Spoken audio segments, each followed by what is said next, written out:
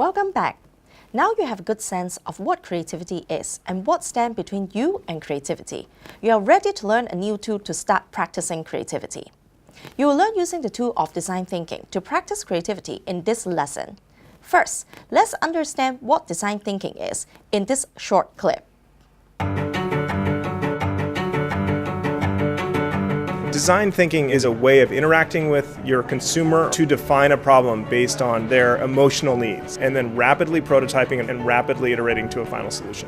What we teach is an intuition and practice around adapting to change. I love the fact that we got classroom instruction and case studies, how other organizations have implemented innovation frameworks. It's a wonderful pairing of academic rigor with hands-on relevance, a chance for participants to both think deeply about what it means to drive organic growth and to feel viscerally what it takes to engage in these approaches. One of the big things we teach our executives is how to embrace diversity of opinion using a common process for design. The essence of design thinking is human-centered. In this segment, you'll get to understand the journey of design thinking process and watch a video online on how people carry out design thinking. The design thinking process can broadly put into 4 separate phases: what is, what if, what wows, and what works.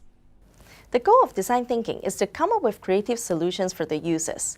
Therefore, what is important is to understand what is the problem that you want to find solution for.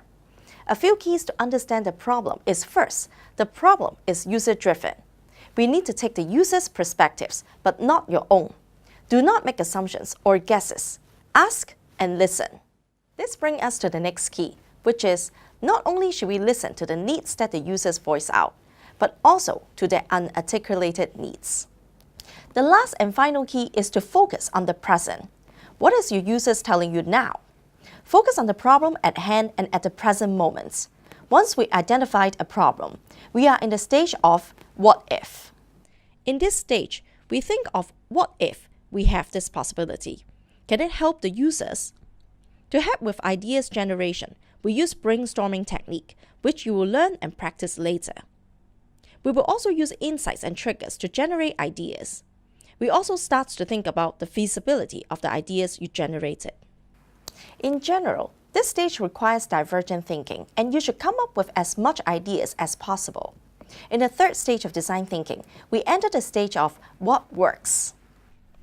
In this stage, we narrow down our idea to workable prototypes and begin to test our prototypes.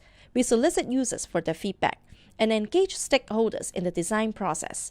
Once we get feedback, we reiterate our design by cycling back into phase 1 and phase 2 until it is ready to move to the last phase, which is what works. In the what works phase, we will review our final design. Not only so, we should have concrete ideas why this solution works. We should be ready to pitch the idea in the form of proposal, videos, and engage users' buy-in. You have learned about the process of design thinking. Now it's time for you to watch a video that demonstrates from start to finish how design thinking helps social innovator. Watch the video carefully. Jot down notes, and we will go through the specific techniques on how you can use these tools later.